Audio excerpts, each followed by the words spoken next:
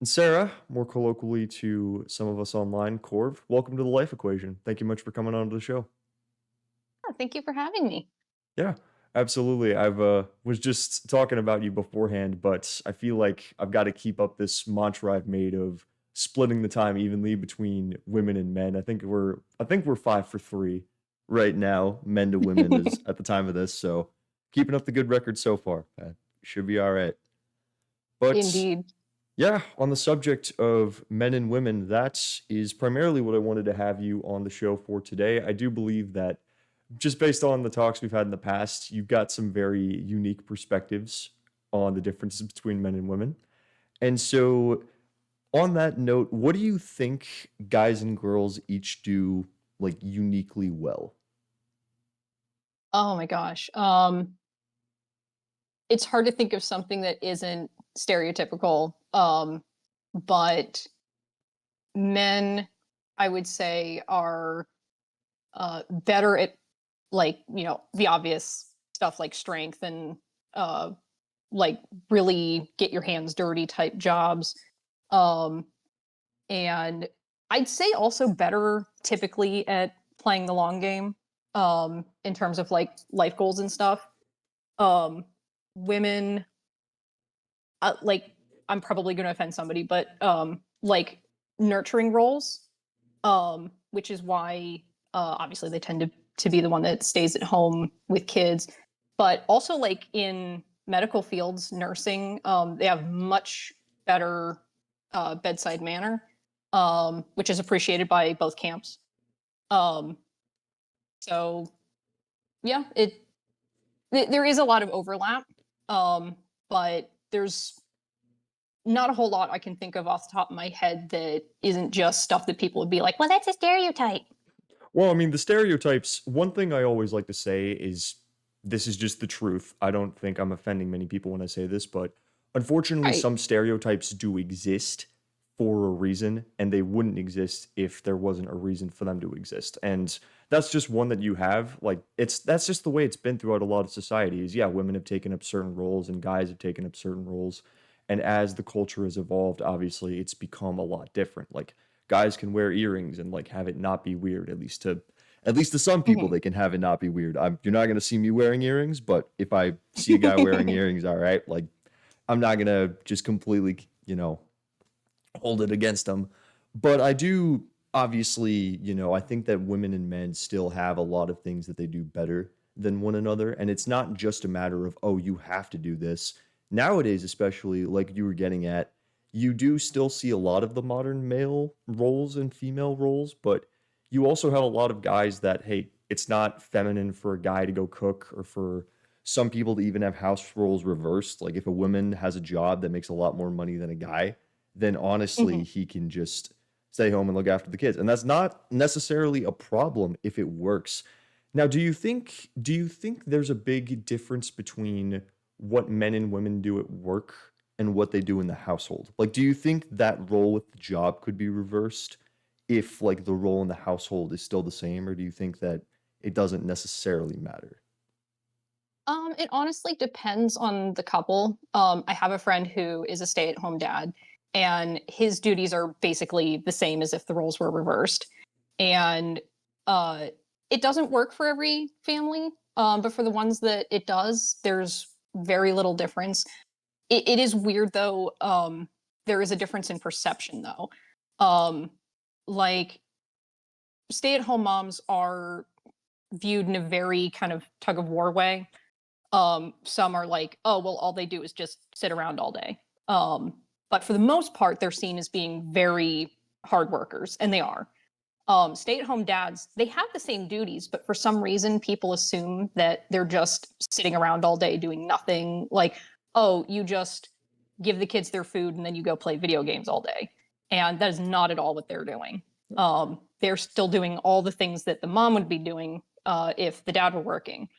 So um, it it should be treated on a case by case basis. Um, and yeah, just there are some differences. Like men uh, will do some things better, but it's usually individual. I've known plenty of guys who are better cooks than their wives. And some things like the women will be more particular about, like when she gets home, but it's just something you have to work out with your spouse, honestly. And Yeah, that's the no. thing. Like a lot of people are like they want to go too hard into the traditional roles, which I'm more of a traditionalist, but you need to be reasonable. Like just as modern views of stuff don't work for every couple, traditional stuff doesn't work for every couple. So I think we need to like blend the two a little more and be okay with doing that. What aspects of traditional mom at home, dad at work do you think has worked? What do you think has been the benefit of it? Um, the dads are usually more uh they've always been inclined more towards being in the protector role. And like some people will try to I think the real conflict comes from trying to fight biology. And Mhm. uh men want to be protectors and providers in a different way than women do. Um Men are more inclined towards like going out into the world and doing the hard work and then coming home to the loving family and everything. And uh, the wives are usually more like whether they realize it or not, there is just something in them uh, unconsciously to that makes them want to provide at home. So of course they still, go out uh, into the world and stuff. Like, my mom was a stay-at-home mom, and she would do the errands while my dad was at work. So she was far from just sat at home doing nothing all day. Hmm. Um, and yeah, there's just something in the way that we're wired that kind of predisposes us to wanting to just nurture the family at home, do the homemaking, um, and it's a temperament thing, honestly. Um, and I think there's too much of a push to force women into the male roles, which, of course, like if you are more inclined to that sort of thing, go for it. Um, but I think there's become this weird expectation that women have the same mindset as men, and they really don't. And you get pressure from other women actually to go out and play basically the male role. And it's done more stressful things to us than it's done good. So, What kinds of pressures have you felt from other women forcing you to maybe take up the more masculine role? um, not from the family, thankfully. Um, I would they've imagine always not. been like, hmm? I said, if you're a traditionalist, I would imagine not, but please go on. I didn't mean to Yeah. interrupt. Oh, no, not at all. They've always pushed me to like, you know, if you have a dream that's like not the traditional homemaker role, go for it. Um, but to also be realistic about it, like, not to lie to myself about what's possible.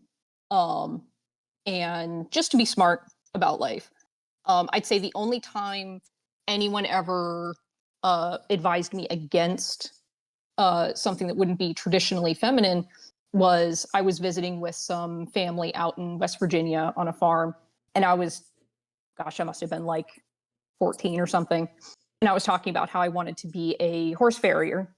And and my cousin who owned the farm was like, he was not trying to be like sexist or anything, but he's like, oh no, no, no, like you're you're a very small person.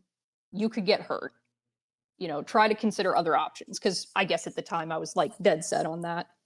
And and I never took it as like, being sexist or anything, because there are female farriers. Um, but you gotta be realistic about like the stamina involved, the danger, being around such big animals. Um, and it was funny because pressure to go out and sort of be the stereotypical like businesswoman was pushed on me by uh extended family from women. So I would have like aunts and such who were like, oh, how come you're not in college by this age? How come you don't have this or that high status job by this age? And it was really weird because it was usually the men or closer women who were like, just do what's good for you. So it was an interesting experience growing up. Yeah, no, it sounds like you've definitely had a couple of different sides to it, from some of your closer family pushing the dreamer aspect, and then some others being a little more down to earth, more realistic, constrained, I suppose, as you could Hmm. put it. I I honestly am surprised more about the horses thing. I think that to a degree, mm, so biology is a big factor, right? And we've established that. Like, there's a reason why girls and guys have their own sports leagues. It's not because there's some like underlying sexism, and it's not like the WNBA gets paid way less than the NBA because one is made of girls and one is made of guys. It's because at the Hmm. end of the day, the guys are going to put on the way better product. They're the physical men. They're the ones that are going to have all the bigger plays, and they're going to get down and they're going to hit each other. And girls just a lot of the time don't end up doing that. In your case though, it's interesting with the horses example, because I feel like I've seen a lot of women still do things like that, still try to be ranch hands. And when I say ranch hands, I don't mean the stereotypical countryside housewife role of, hey, let me bring you some iced tea after you finish cutting the lawn or something like Yeah. that. I do genuinely think there's a place for that. I feel like I've seen a lot of women. Like, I'm from an area where I'm from like the sticks of New Jersey, and I knew a lot of girls that would like ride horses, and I totally would believe that some of them would also be willing to take up that role. So on West Virginia too, of all places. I'm just interested that like that's the group of people that told you, hey, like let's be a little more realistic.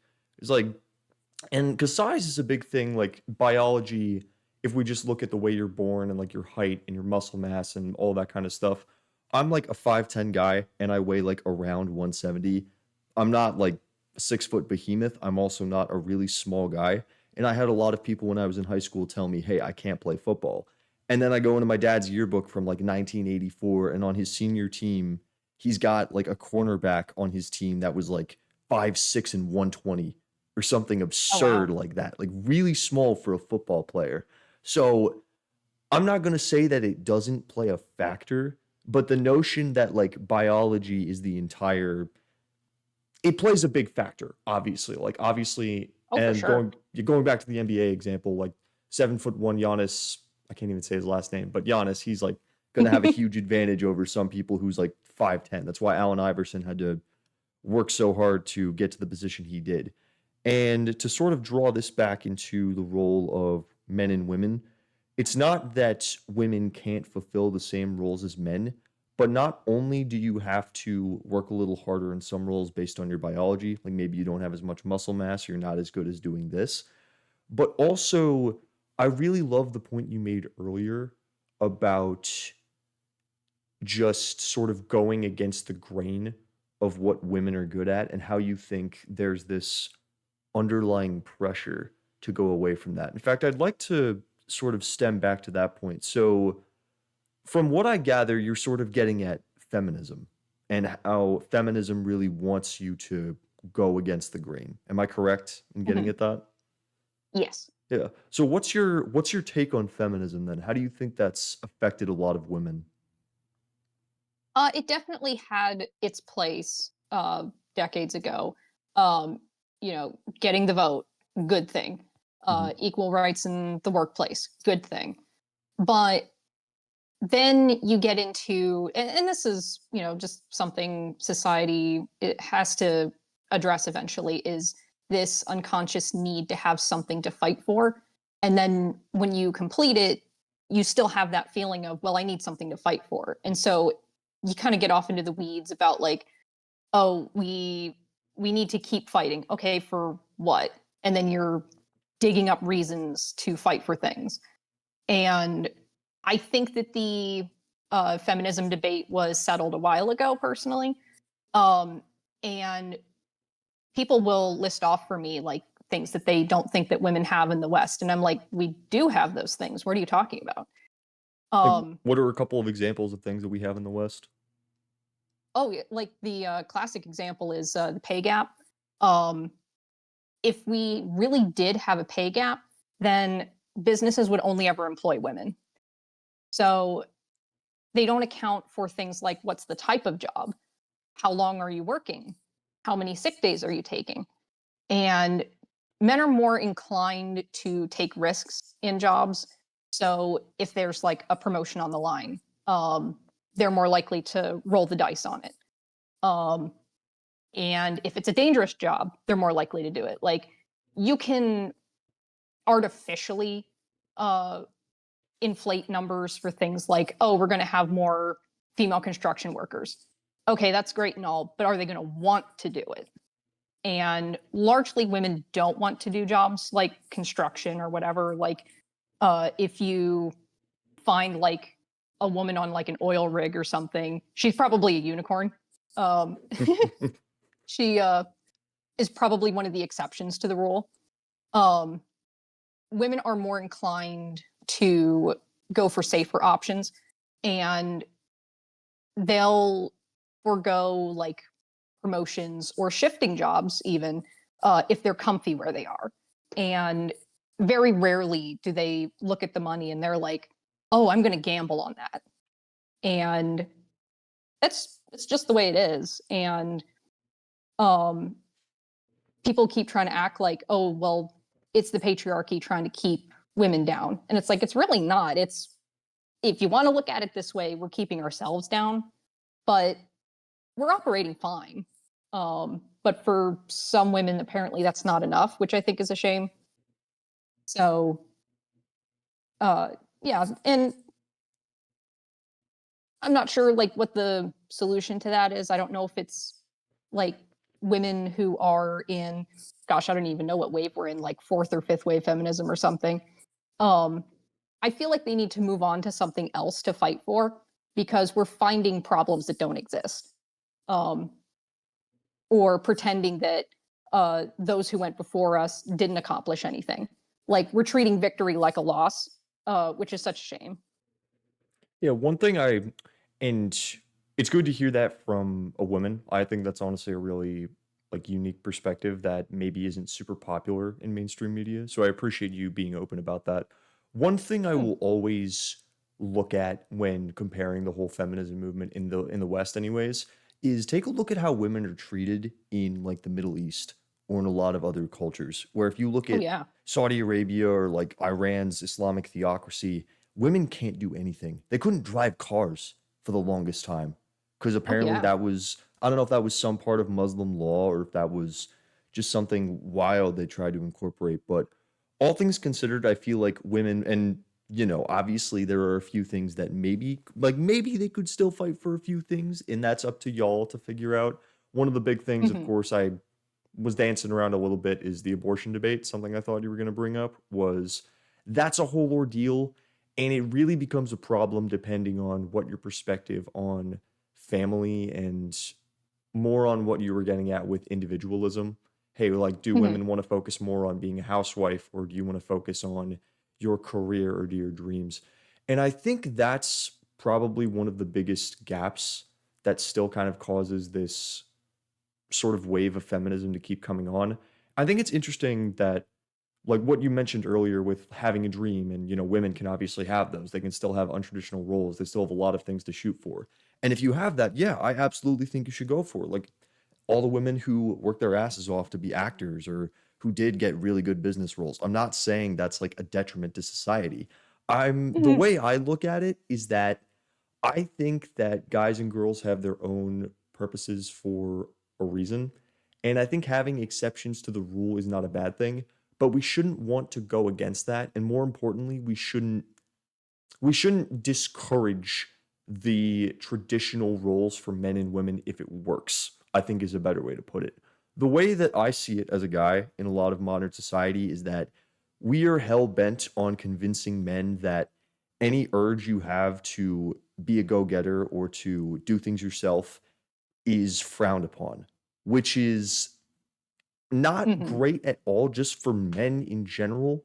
And I'm not even talking just about like their careers or about how they feel, but just like look at public schooling even nowadays. You're inclined to be just to sort of sit down, don't speak out, don't really like act like yourself, don't do anything like that. That's a damning testament against masculinity in modern culture. And I feel like that's something that we really could investigate a lot in of itself.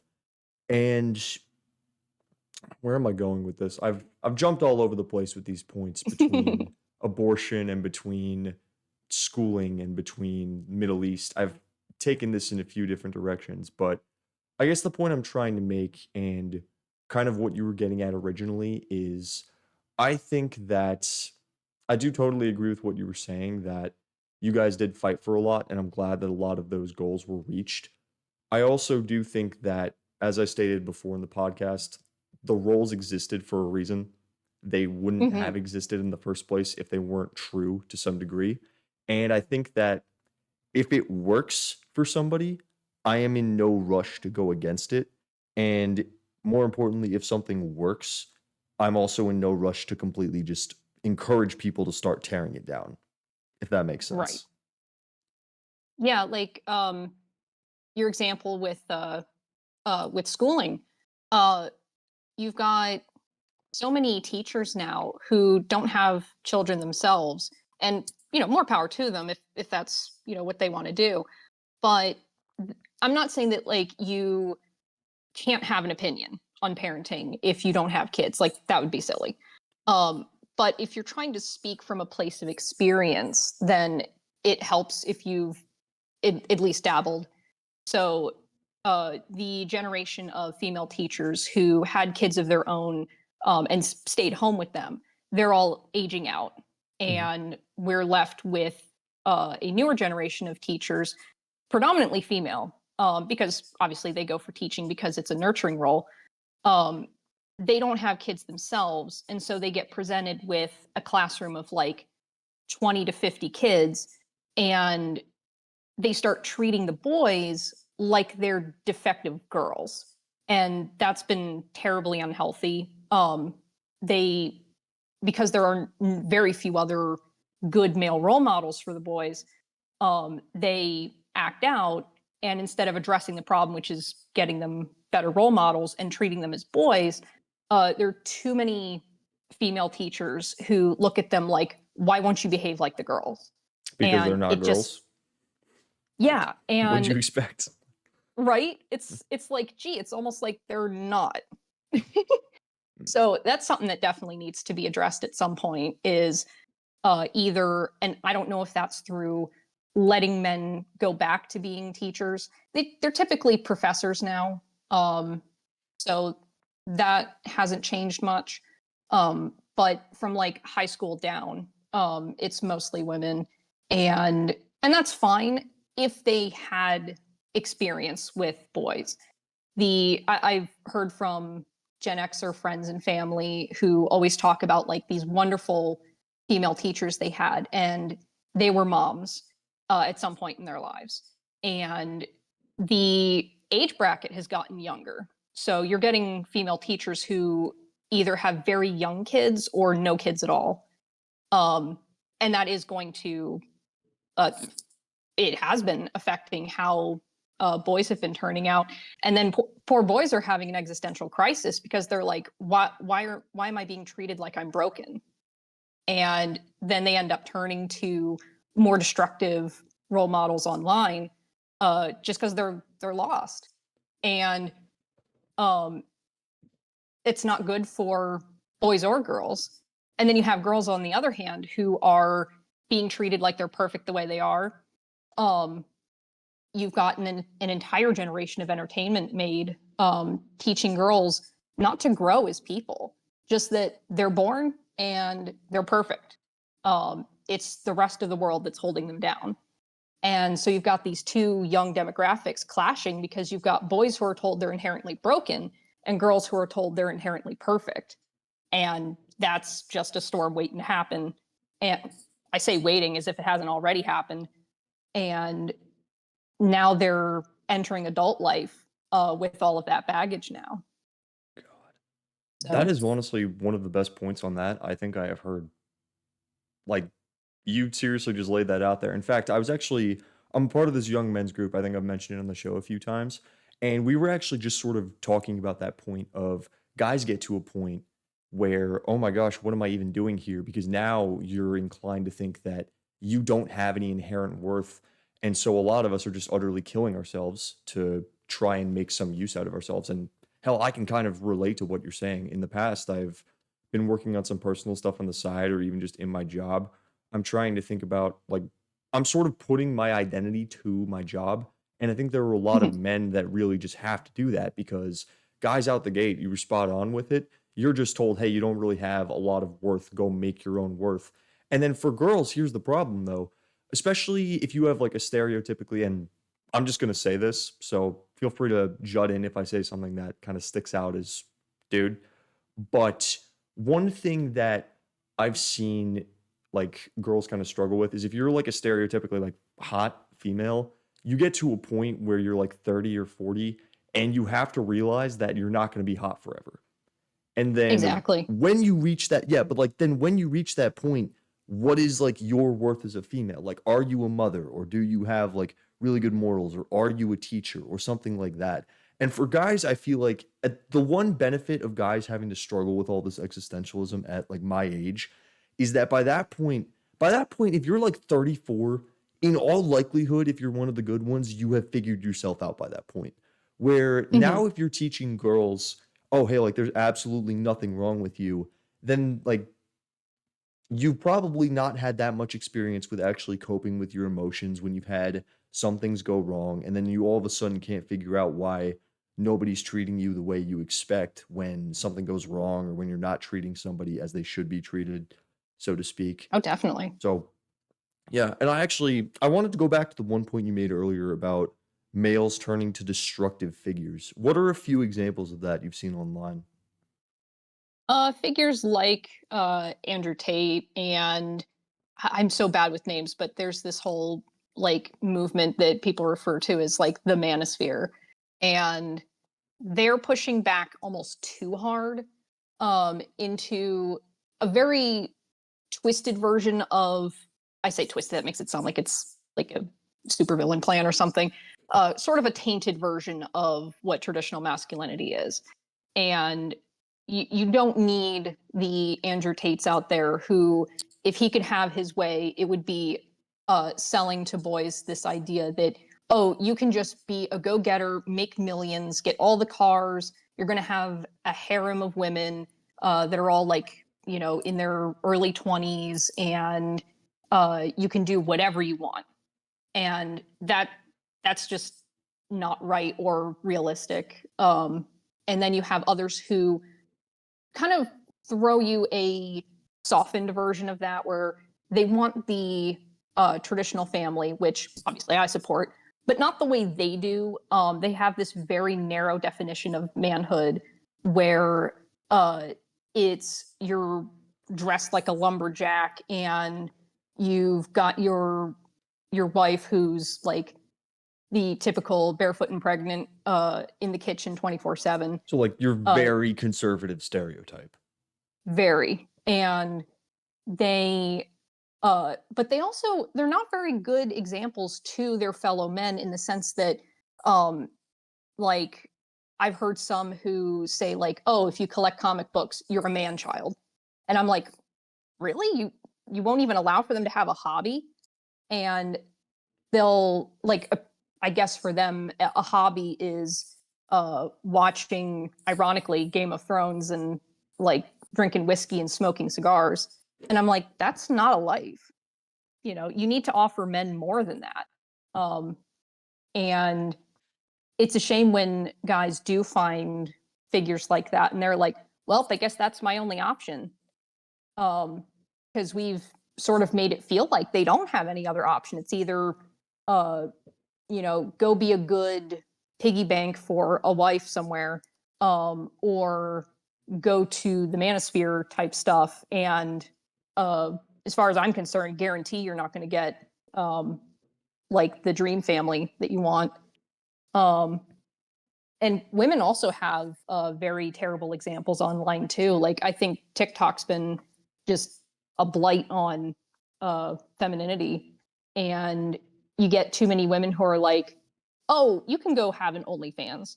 Oh, you can go do this or that, and throw yourself around, sit on a stream all day, and make money from simps, and you're just going to be young and beautiful and rake in all the money for the rest of your life." And that's not realistic either.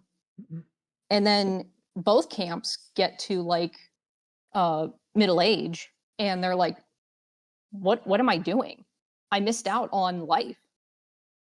And it's like, well, we sold you a terrible message, and now you're stuck.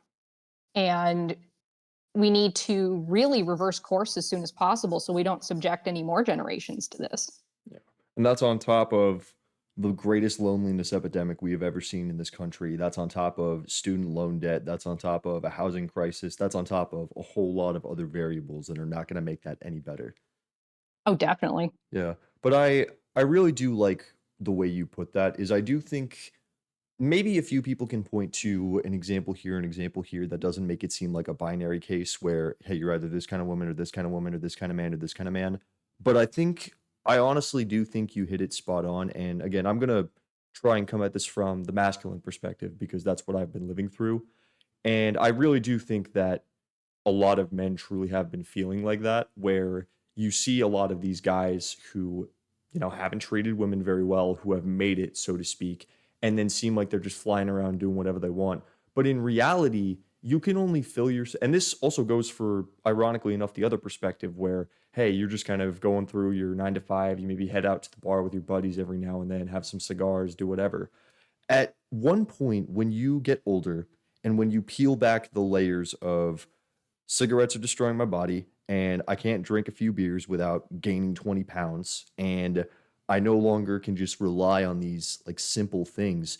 You get to a point of life is actually freaking awful and it's not necessarily the fault of the guy like you said, but these are sort of the ways that we've said, "Hey, this is how you're going to be happy." When in actuality, I don't want to get too religious about it, but there is some spiritual aspect of it that I feel like is missing from it. And I feel like family, in an Hmm. extent, family can either really help with that or it can really hurt depending on the guy. And not everybody wants to have kids, going back to kind of what you were saying about some women just paving their own way. And maybe it's not necessarily a problem, but for women, the problem with paving your own way, or even for guys, just living that more luxurious lifestyle of having made it and having a lot of these things, guess what? Most of the time, when you don't have your fancy cars and your cigarettes and your job, you come home and you're either watching a Netflix show or you are by yourself and you have no idea what the purpose of life is.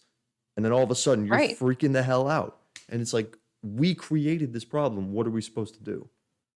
Hmm. And I think it's terrible that we've tried to deconstruct this notion of having a family as being a goal. It's always been a good uh, default goal for people because I know from my dad and his brother and my grandfather and everybody that or my friends who have little kids now that coming home to a family is like that's their goal. Making them happy is their mission in life. And the same for women too, like waking up every day and having little ones that depend on them is what motivates them. And you know obviously that's up to the individual. I'm not so traditionalist that I'm like, if you're not having a family, what are you doing with your life? Mhm. But there needs to be a balance in society. And I think it's like pretty much a crime that we've tried to do away with like the nuclear family as an option. Mhm. Because nobody's ever said that, well, nobody who's worth listening to has ever said that that's the only way. But we also can't go the complete opposite direction where it's like, oh, we're done with the way of the nuclear family. Like it's everybody for themselves, and just do what you want. And really, we just need to like we've tried both. Now it's time to strike a balance. Yeah. What do you think? What's your proposed solution to that? Like, how do we get back to this more like family centric, really balanced sort of life? Uh, Talking about it more and making it okay to do so, which isn't easy. You can't just flip a switch on anything.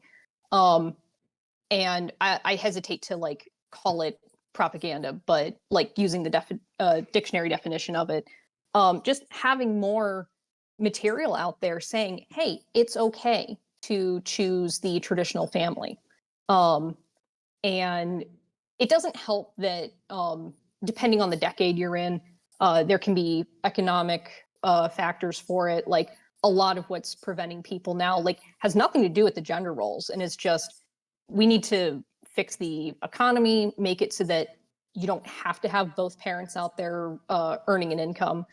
Um, but at least on the emotional side of things, trying to reintroduce the idea that, look, we're not saying that family is the end all be all, um, but you should consider it. It's okay to consider it. Because I've talked to women before who have drunk the Kool-Aid, and if I say like, "Oh, my goal is to be a stay-at-home mom," they're like, "What? Like, what misogynist told you that?" And I'm like, "But I want to. Why are you trying to talk me out of it?" And a lot of it is kind of this uh, crab bucket mentality. Um, Someone starts to climb out, and the other crabs pull them back down. Um, Women can be very tribal in that sense. Like uh, it, there is sort of an element of like, oh, what's the trendy thing? And I guess if you can make the traditional family trendy again, that might help. Um, I've seen I've seen it come back quietly a little bit. I think it would happen faster if things were better with the economy. Um, Mhm. but I think if there's more of an effort to like show that it's okay, like you can strike a balance, like just do what's best for your situation. Um, and I think people will relax a little more because I think instinctually people know that it is okay, but they don't want to say it um, because they're afraid that they'll like be called a loser or something, or a fuddy duddy. Yeah, because God forbid So you don't want to be lonely and you actually want to come home to a couple kids. Like, what a loser you are. How dare right. you? Yeah, So no, I I think it's think just talking more. mhm.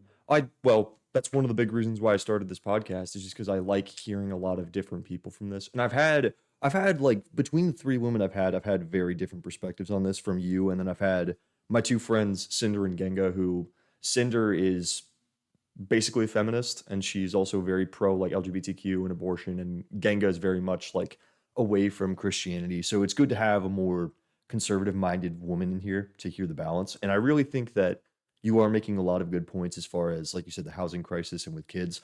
I I think kids are honestly the biggest problem we face nowadays. When you look at a lot of countries, not just here, but you look at like Japan or China, the whole reason why some people on podcasts like Modern Wisdom are projecting Mhm. some crazy downturn in economic output. Like on Modern Wisdom, they just had this guy who was saying the United States is like the only country that's built to last for the next 50 years.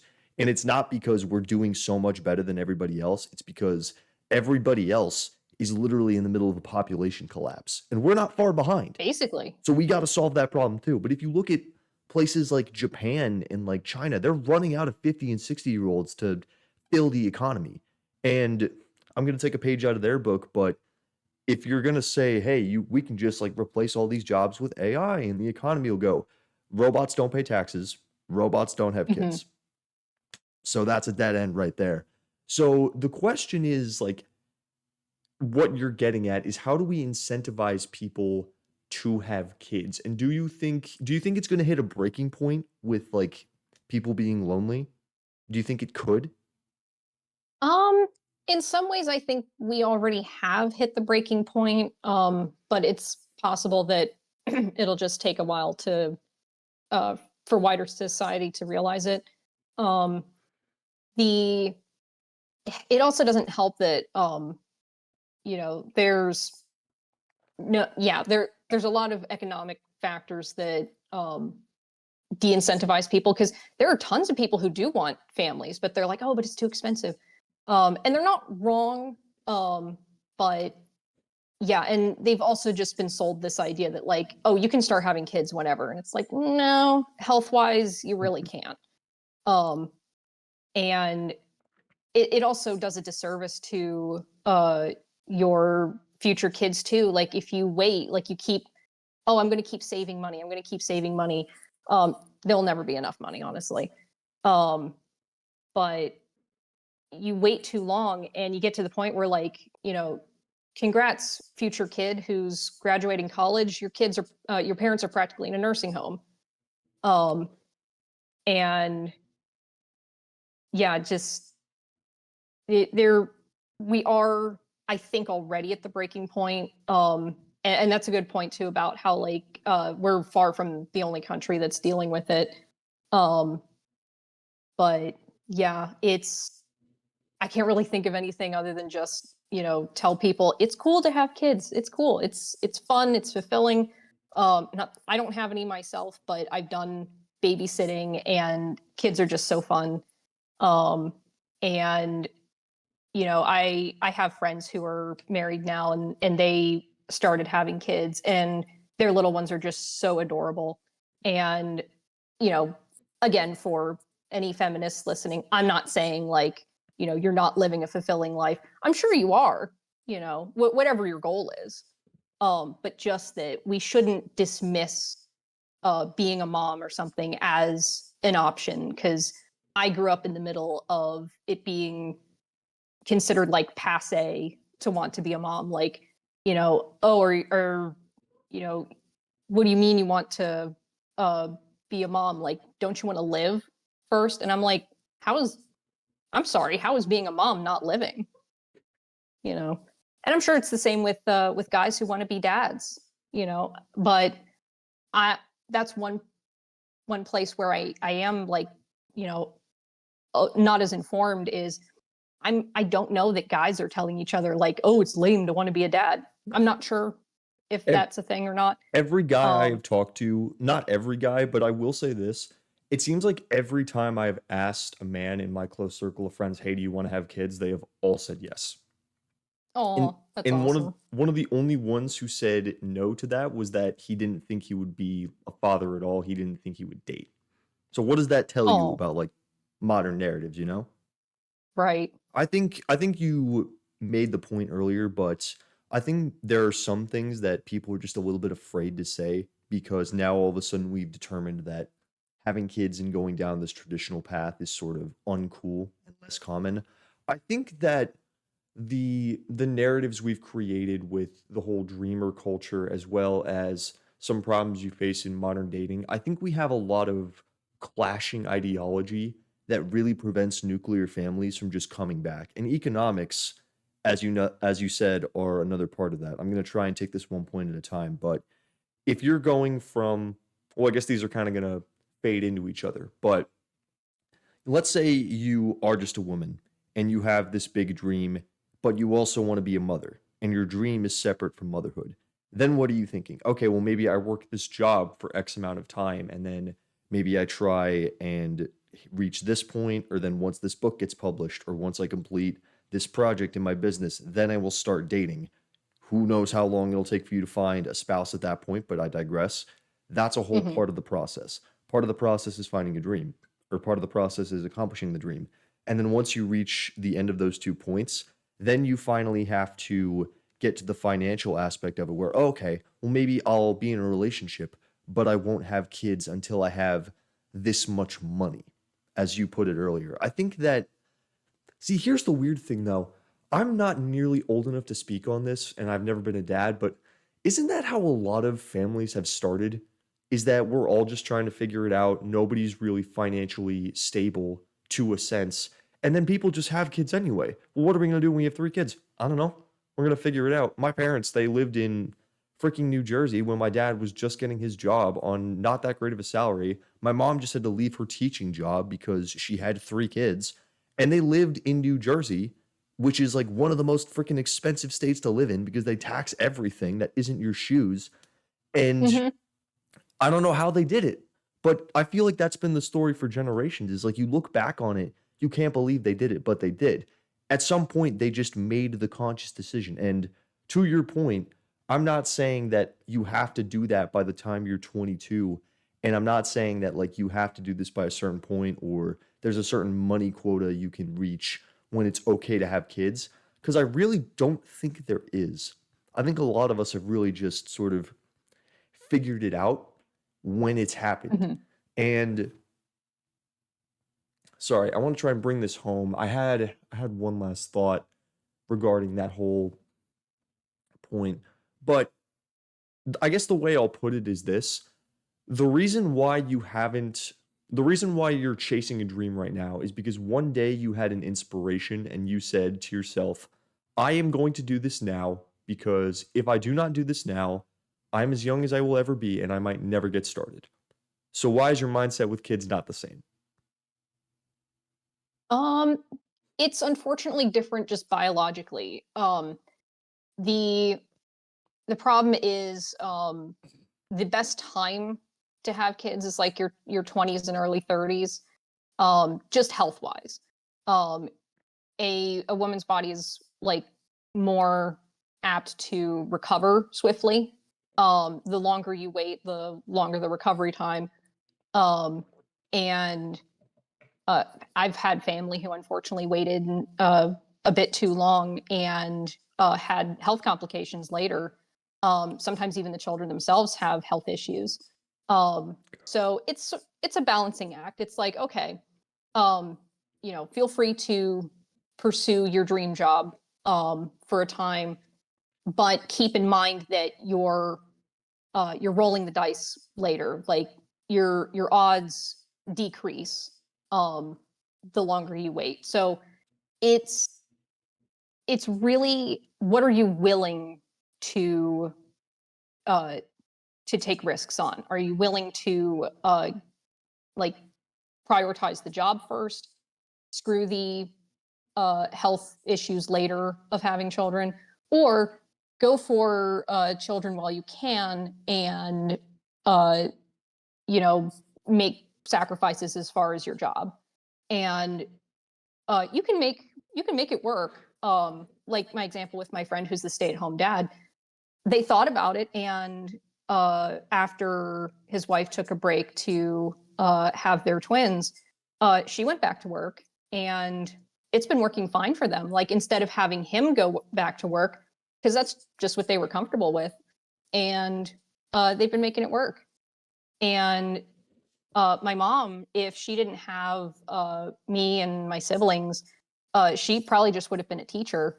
Um, and not that she didn't have like, great ambitions and stuff, like everybody has them. But for her more realistic goals, it was like, oh, well, I guess I'll just be a teacher or a historian. Um, and she can still do that. She's thought before, like now that we're all adults, she's like, oh, maybe I'll do like a history job. Maybe I'll do genealogy stuff because she's fascinated by that sort of thing. There's always time. Um, you know, people act. It's so funny how it was flipped on its head that like you have to do your job stuff while you're young and do the kid stuff later. But you can do the job stuff whenever. Um, there might be some age bias depending on where you're trying to work, but the job stuff will always be there. The ability to have kids won't. So I would just tell people, just figure it out as soon as you can, what you're willing to prioritize first and what you're willing to roll the dice on. Yeah. No, well said. I think that's just a big part of life is weighing what you really want to do and finding a way to figure it out because some opportunities will only come once and you never really expect it. So I think hearing that from somebody like yourself who wants to have kids, who wants to be a housewife, as you put it, I think is really valuable. I so I'm going back to this point because I'm interested in it. You said you've seen a lot of kids who were born later with health complications. Do you mean they were born with pre-existing conditions and things like that? Or like what exactly did that Typically, entail? yeah.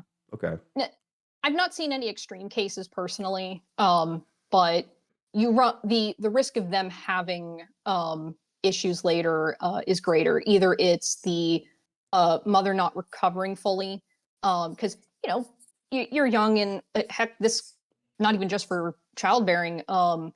I didn't used to have allergies that I have now. Um, so it's just a fact of biology. Like you reach a certain age and your body's like, okay, it's no longer your prime. Um, so it takes longer for moms to recover. Not everyone, but it can if you're not. I especially if you're not taking proper care of yourself. And for kids, yeah, they tend to be more prone to pre-existing conditions. Um, so it's just something to factor in. You can't just be like, oh, I'll do it later. It'll be just like on TV. Um, you got to be realistic. Do you have any So, special it, opinions on like vaccinating children? um, I think at the very least they need to be spaced out more. Um, like I was born during a crazy time when they're like, okay, you're only X number of months old, and we're gonna give you like a dozen shots in one day.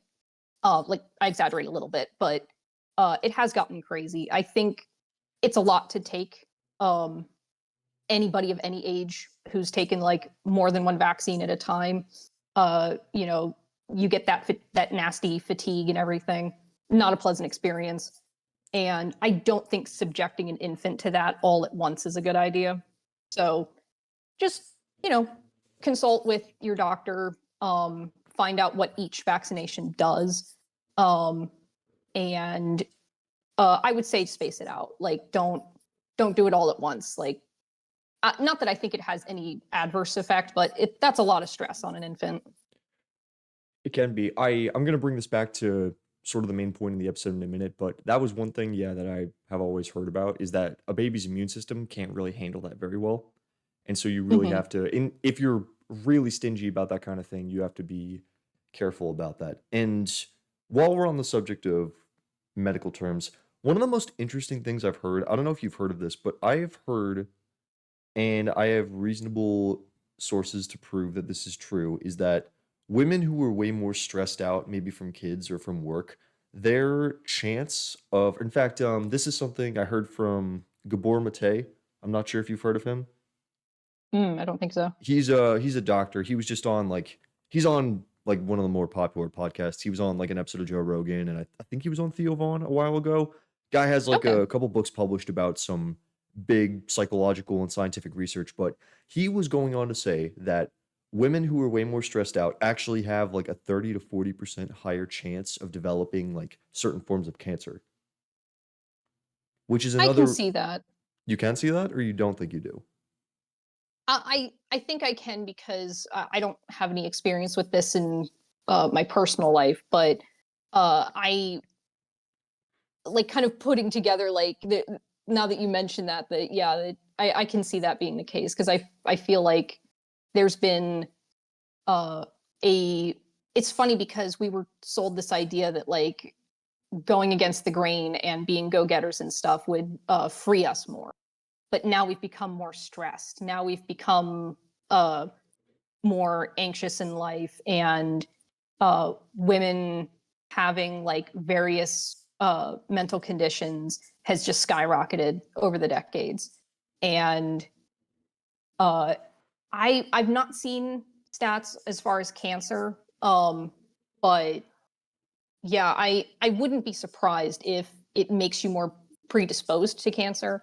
Obviously, it depends on what's going on in your personal health and your family's health and such. But Mhm, people forget that like extreme stress and such, it takes a toll on your immune system.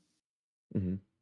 And that's his whole argument is that the psychological parts of your brain that are connected to your immune system, if you're always stressed and you're trying to just block out stress and trying to suppress the same thing, your immune system kind of suffers from that. Because he was saying that if your body is experiencing a lot of stress or anger and you're saying, okay, push that down, your body's going to stop fighting that.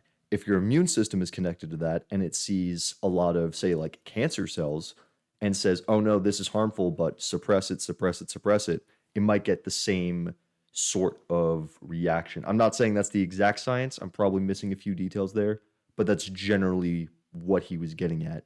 I'm honestly more surprised to have not heard about some similar research in males. Just with what you were saying about, I think the same can be said of men is when you look at men's mental health, for starters, guys are completely discouraged from talking about mental health.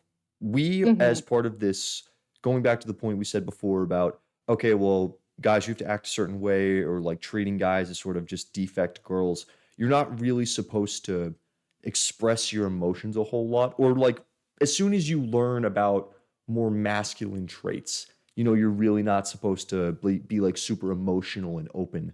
But at the same time, at the same sort of mindset, if you're constantly suppressing a lot of stuff, that builds up a lot of problems in men, especially when you don't really have anybody to go and talk to about, hey, here's how I'm feeling about this job that I'm doing, or here's what I might be struggling with. It's a big divide. Now, do you think women can be way more open about that? I think I heard you say it earlier, like women are generally way more open to talking about that kind of stuff. Would you stand by that? Oh, definitely. Women are way more likely to share things with each other, vent to men, uh, be more open in general. Because it is funny. That's another one of those paradoxical things where we've been encouraged for decades to be open with our feelings. And it's really weird because men have been told to also be more open with their feelings.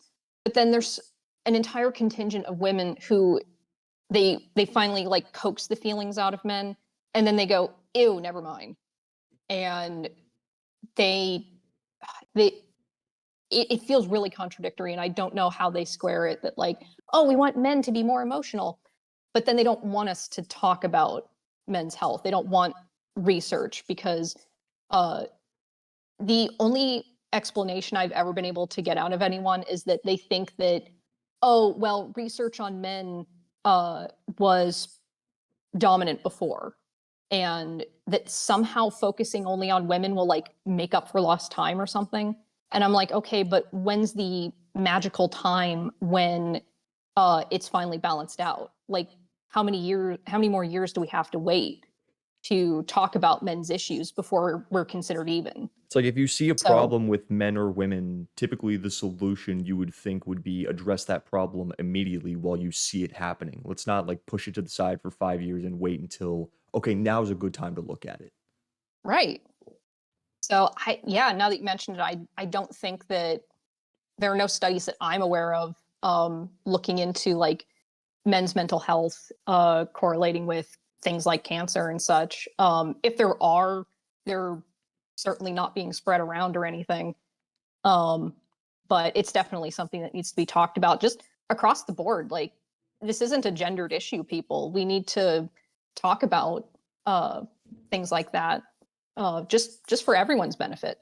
Mhm. Oh yeah, mental health discussion is something I've been really open to. It's a reason why I'm glad I'm a part of some young men's groups, and a reason why I'm glad that a lot more people are open to talking about things like this on podcasts and being more emotional in some capacity. I feel like having this kind of medium at least is a way to get it out there. And addressing the issues is one thing and solving them is another. But at the very least, addressing them will make somebody somewhere be able to stand up and talk about it. Exactly. Like they say, acknowledging there's a problem is the first step towards fixing it. Mhm. That was the thing. And then last question I had right here, Corv. What is your view on modern dating culture? Oh boy. It is definitely a mess. Um, there is no one problem, and there will be no one solution. Um, it's it's frustrating because you'd think that with the internet we'd be able to more readily express what we want, but apparently it's not. It feels like people are more conflicted than ever about what it is they want out of their dating lives.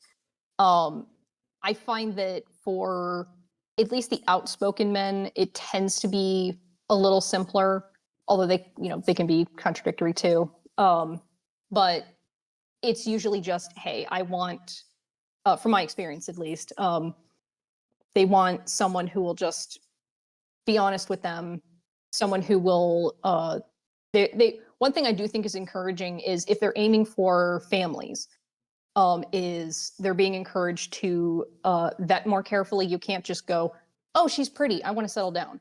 You need to see, like, will she be a good mother to your kids? And the same for women. You can't just go, oh, he's hot, I want him as a husband. You need to vet him as well. Will he be a good father for your kids if kids are the goal?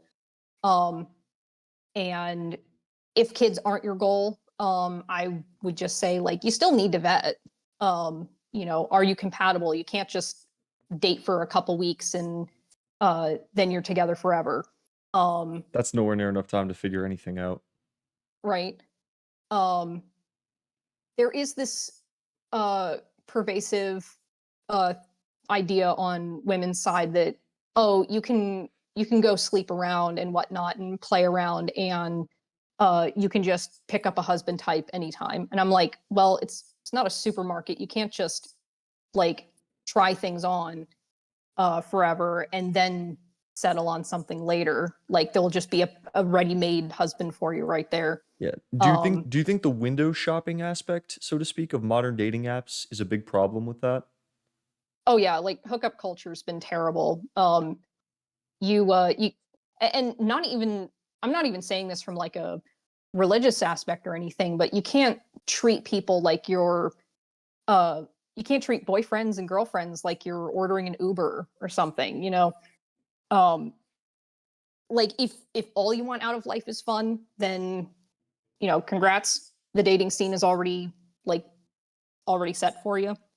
Um but I think people need to be okay with bringing back courting culture. We've completely forgotten what courting is like, or even for, and you can't just keep treating people forever, or yourself, like it's like you can just have flings forever and never commit to anything. Yeah. Your body reaches a point, like you said. Mm-hmm. Yeah. And the It's other not good for you mentally either. You know. yeah. Well, actually, could you elaborate on that? Like just throwing yourself around, like what do you think is the biggest mental detriment to doing that? It definitely affects your self-esteem, for one, both for men and women, um, and affects how you view the opposite sex too. Because for for women, they uh, well, really, both view each other as like playthings, essentially.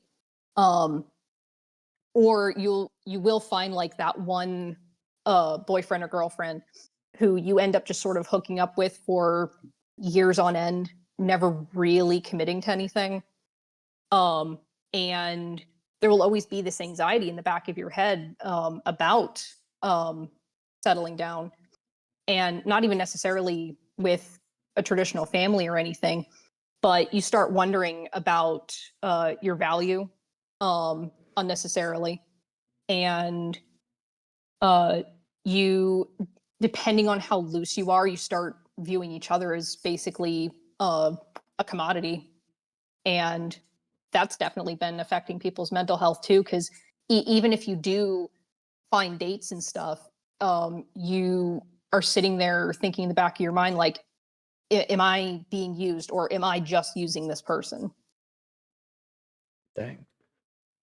That's actually a very interesting point to bring up as well, is just besides the person you want, you actually have to think, what am I doing? What am I actually Hmm. getting out of this person? What are they getting out of me? And I think another interesting point about that, with your discussion about self-worth and whatnot between gender roles, you said earlier, and I think you repeated it just now in a way, was, oh, hey, like if all you want out of life is fun, the dating scene is set for you. In a sense, that's true. It's set in the manner of like the stage being set. This is a perfect environment for you to go out and try to have fun. It is still a massive struggle for a lot of guys on dating apps to go out and just find a lot of women, unless you are this like pinnacle of modern beauty standards that a lot of women are going to be fluctuating to. And that's another problem that I think a lot of people have made note of, is that when you look at modern dating culture online, there are way more men on dating apps than women are. And then when you just like are able to go through a bunch of women, like window shopping, like I said, not only does it really destroy a guy's confidence if you don't see a lot of those matches pop up, but also you're thinking like, what am I even looking for? Am I looking for Hmm. actually all these values, or do I just see something like, yeah, I'll give that a shot? Like that, what does that do to you mentally? And like, what does that do when you're actually just out in public and then you finally see somebody or talk to somebody and you think, wow, this person might actually be someone I really want to talk to? So, Yeah, and from what I've seen and read, a lot of guys are less picky about women, whereas women have been trained by each other, really, to have higher standards. And that kind of connects back to like this whole attitude of like having uh, teachers, movies, whatever, teaching girls that like you're already valuable. Um, and women come into the dating scene with this expectation that, oh, I'm fine the way I am. I don't need to change. And they'll set these absurd expectations. Like, gosh, I have seen some dating profiles where they're like, you know, the uh like seven not figures or keep not to moving. get spiritual about it, but I do find it funny that it's like, oh, here's the 666 ratio, and it's like six figures, six pack. I forget what the other six is for. Six Oh, six inches. 6 foot high at Okay. least. Or no. All right. I went the completely wrong direction on that. Oh God. uh, I'm uh, sure that's in there too. uh, But certain dating apps tell me I'm wrong, like, right. And yeah, women will set these absurd expectations because they're like I'm already valuable. I deserve this type of man, and they'll like lay out this laundry list of traits. And poor men have gotten to the point where they're like, I just want someone with a pulse. And so yeah, then you get to this divide where the men who want more out of it, they're like, okay, I'm dating to court someone. Um, and they see all these women who essentially expect to be pampered, like taken care of.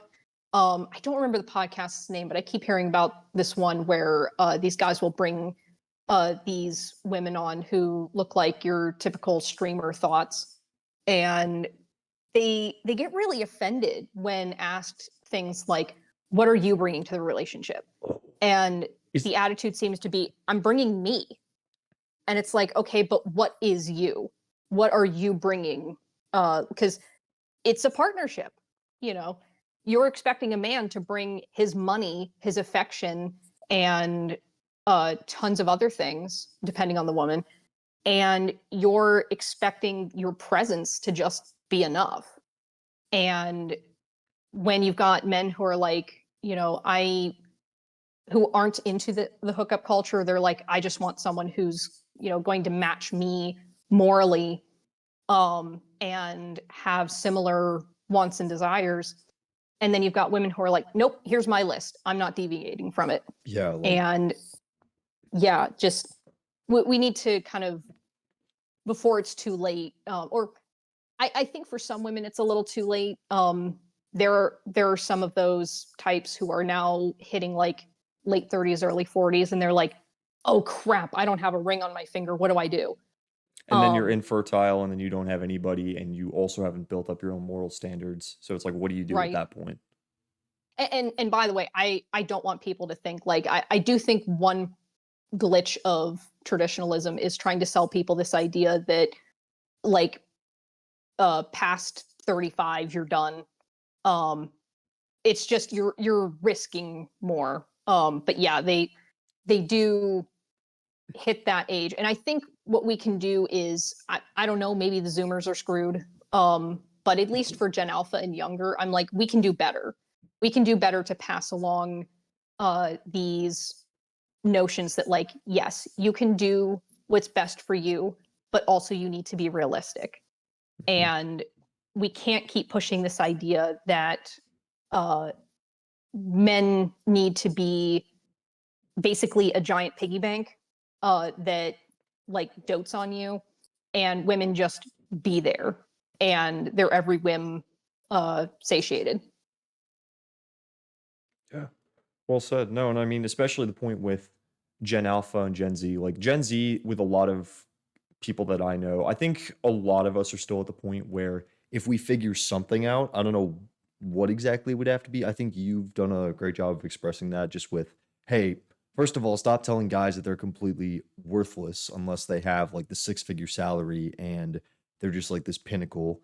I think that's a good starting point as well, and trying to not shoot women down in the same way, because then if you destroy a woman's self-esteem, then we've got the opposite problem. I don't know if you're ever going to completely destroy like women's value, because the fact of the matter is, with modern beauty standards and like, law of attraction, basic stuff like that, their value, like some of their value to an extent, is never going to go away. But I do think that that's probably one of the biggest gaps we've got to mend if we're going to try and fix that particular problem. And especially now with Gen Alpha, going back to that point, because if Gen Z's not having kids and Gen Alpha's not having kids, and we're all aging really quickly, and then the generation below us doesn't know how to date when we didn't know how to date, then we've got an even bigger problem. Right. And that's another thing too. Like, it's a shame because uh, people forget that the elderly are affected by this. We used to have this system where the nuclear family would take care of the grandparents and great grandparents.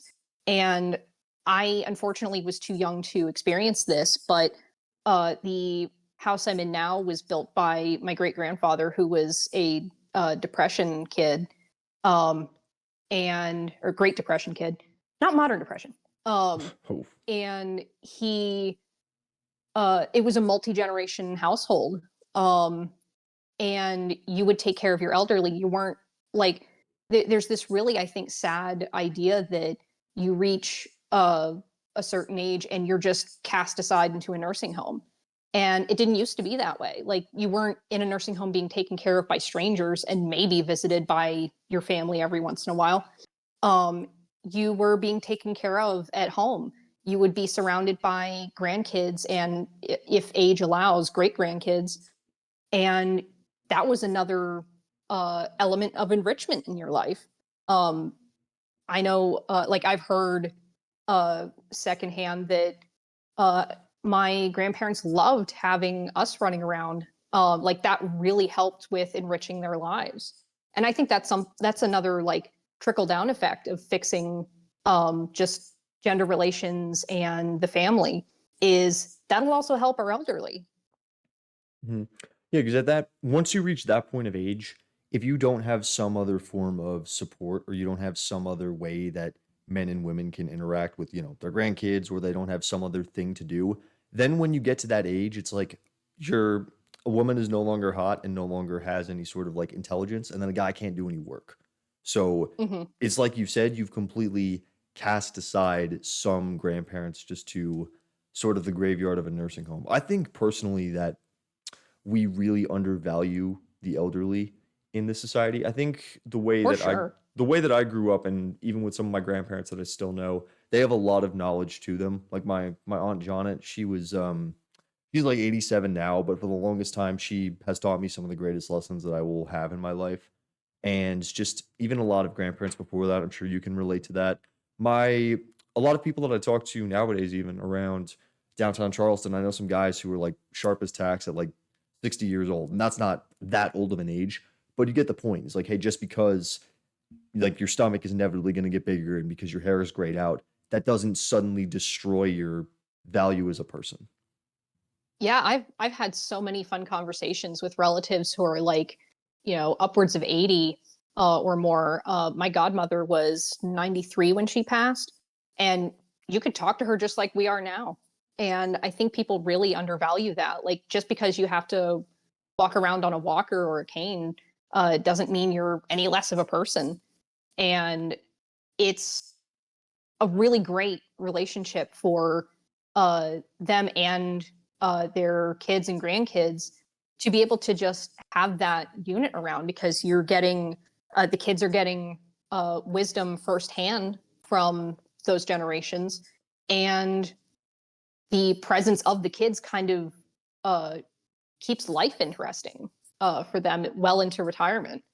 So yeah, there's definitely that's definitely a big disappointment I have in society, is that the breakdown of the family has ripples, and that's one of the big ones. Yeah, it's crazy to see how one little problem and it affects a multitude of generations. And even before the problem started, like it affects people that like weren't a part of it to begin with that aren't even dating. It's now just like, hey, your problem is robbing me of something in my life that could make me feel valuable, and I wanted no part of this. I wanted to see you have this family. I wanted to see you be great, and now I can't have that. So it'd be an interesting Hmm. conversation. That would honestly, I feel like, take its whole the rabbit hole of an episode, but that's something I feel like I could really take into account too. Is just value of the elderly. It's a great point. Yeah, definitely. Hmm. Yeah. Well, Corv, I want to thank you again for coming on today. This is a great conversation. Yeah, thank you for having me on. This has been really fun. Yeah.